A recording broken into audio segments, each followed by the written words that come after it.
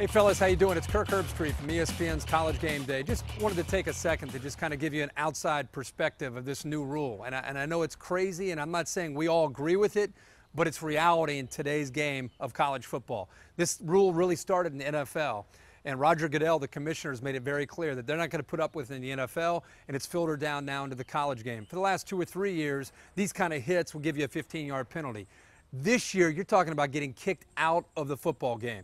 So listen, whether you agree with this or disagree with this, if you have one of these collisions, you're going to be kicked out of the game. Imagine being in a third quarter or fourth quarter, a huge game. Receiver goes up and a safety blows him up. Head-to-head collision.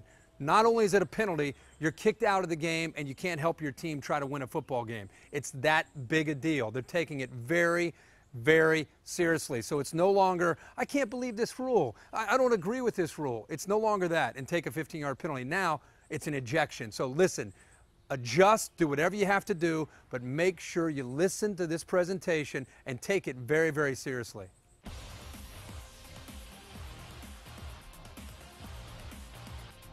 Here is a series of 7 plays where there is a foul for targeting and initiating contact to the head or neck area of a defenseless player.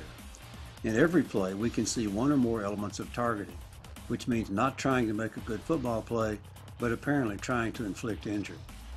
Note that in each case, the player committing the foul either launches himself or he crouches and thrusts himself upward to attack the defenseless opponent in the head or the neck area. All these are situations where he could have made a great play by hitting lower and not deliberately going for the head or neck. In 2013, each one of these will result in a 15-yard penalty, plus the player will be ejected from the game. If the foul is in the first half, the player is ejected for the rest of that game. If the foul is in the second half, he's out for the rest of that game, plus the first half of the next game.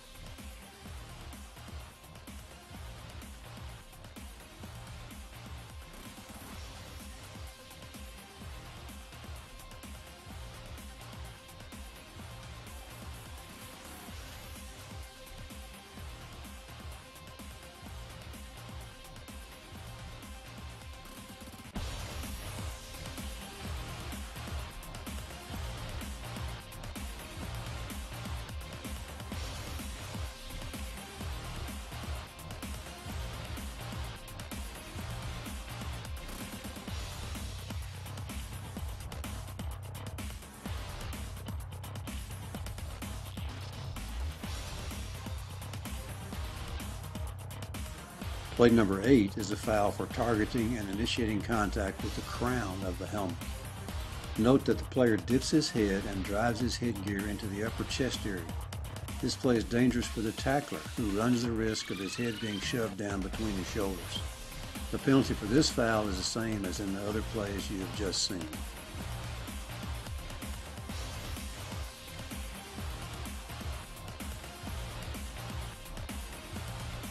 Here are 2 more plays that show targeting and initiating contact to the head or neck area of a defenseless opponent. These are very similar to the ones we saw earlier, and they demonstrate the elements of targeting. The player could avoid the 15-yard penalty and being ejected from the game by lowering his strike zone and not attacking by hitting high.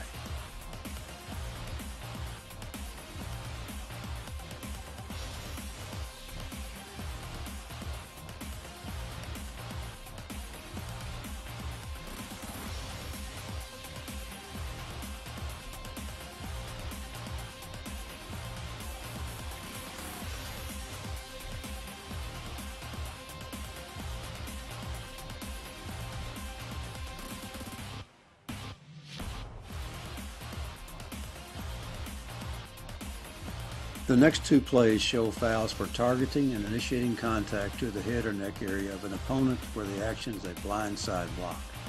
Starting in 2013, the player who is blocked from the blind side is a defenseless player. In both these cases, The player making the block launches or thrusts his body from a crouch into the head or neck area of the player being blindsided. Again, the penalty is 15 yards plus automatic ejection from the game.